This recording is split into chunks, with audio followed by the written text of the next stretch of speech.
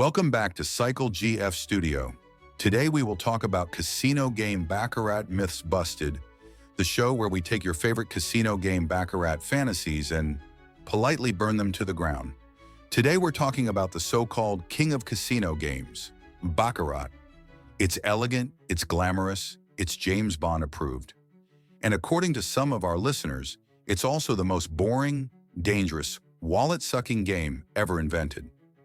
To help me unpack this, we've got Cycle GF in the studio, mathematician, strategy consultant, and the only man I know who brings a calculator to a dinner party.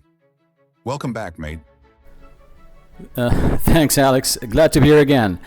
And I'm already feeling underdressed. Normally, I wear a tuxedo when I talk about Baccarat, just so I can feel classy, while I get financially mugged. All right, mate.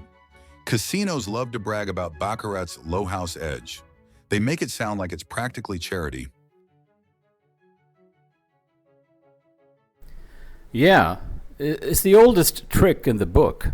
They say banker bet is only 1.06% house edge. Player bet just 1.24%. And that sounds like a great deal, right? Until you realize you have zero ability to change those odds.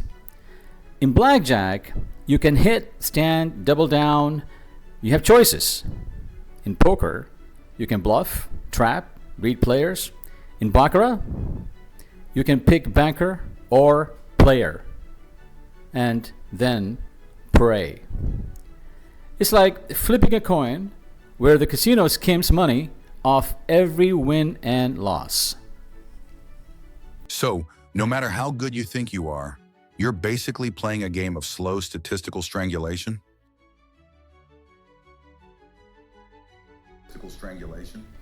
Casinos love marketing Baccarat as low house edge, but that's only a half truth. As I said, banker bet is about 1.06% house edge, player bet 1.24%. But look at it. Look at the tie bet. Tie bet has 14.4% house edge. That's outright theft. That's a daylight robbery. Now, those percentages look small, but unlike blackjack or poker, there are no player decisions that can meaningfully reduce them. In blackjack, strategy, card counting, or advantage play can turn the edge around. In poker, you play against other players, not the house. In Baccarat, you are locked into the casino's statistical advantage on every single bet, and it compounds relentlessly. And for instance, slots have jackpots, bonus rounds, multipliers. Blackjack has natural 21s, doubles, splits, swings, invariants. Poker has huge pots when you trap a player. Baccarat, every win is basically 1-to-1.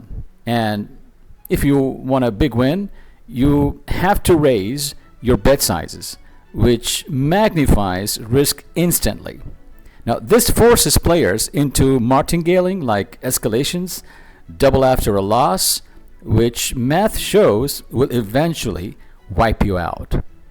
So the game is an illusion of simplicity. Makes it feel like something big might happen if you just write that pattern. The reality is you get long stretches of flat, grindy results. After enough boredom, your brain craves dopamine. You raise bets out of impatience, not strategy. Casinos count on this. Baccarat tables are designed for players to start small, then escalate. It's like a vampire who doesn't bite your neck, just gently sips on your bank account for hours. But even if the edge is there, isn't the thrill of gambling is to go for a big win part of the fun? So as you said, the big win in Baccarat can only come from escalating the bet size, and that's the trap. And the casino counts on that to grab your money. So why is everyone going crazy over this Baccarat game? I don't see the point, to be frank. Because Baccarat is seductive. It's dressed up in elegance, the tables look clean, the cards come out slow, the dealers act like you're the royalty. is designed to feel like you are playing in a James Bond scene, except that the James Bond usually wins, you not so much. Plus, you have this scoreboard. You can watch patterns as if you are trading in a market, as if you are day trading. So, you are seeking some kind of pattern. It creates some kind of illusion that you are able to predict a pattern so that you can, bet high and ride the trend. And it's just all basically, an elusive, pattern-based game that makes you feel like you are important and you are doing something like an important job, like day trading. And plus, it has this squeezing effect, meaning that you squeeze the card to see the card, the outcome, slowly. Did you get the natural 8? Did you get the natural 9? Is it higher than the banker, the dealer?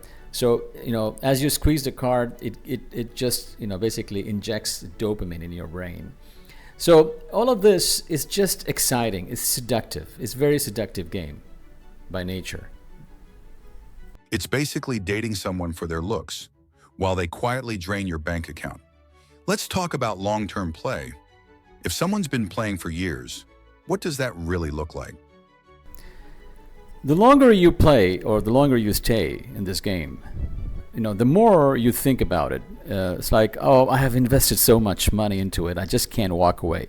So you start creating different systems and different strategies, trying to fill the gaps and trying to, find a trend or patterns. So basically all of these systems, you're really trying to recoup your losses on the way, but you are actually going deeper and deeper into the hole. So all the time you're saying that, I can't walk away. I can't walk away now.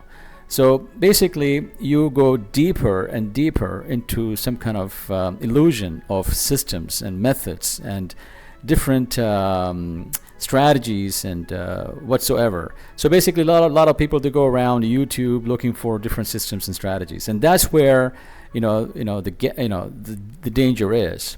So it's basically, as a long term, it's a sunk cost. It's a trap. It's a complete trap, and you will never be able to get out of it. Well, there you have it, folks. Baccarat, classy, calm, and quietly vacuuming your wallet. And remember, low house edge is casino speak for, we'll take your money slowly so you don't notice until your wallet starts echoing. Anything is better than Baccarat. That gives you at least the upside without betting big. For instance, blackjack or poker with good bankroll management, investing, or even hobbies that produce value. Hell, start a cooking class. At least when you burn money there, you get a meal out of it. We'll see you next week when we expose another casino myth. Until then, keep your chips in your pocket. They work better as drink coasters.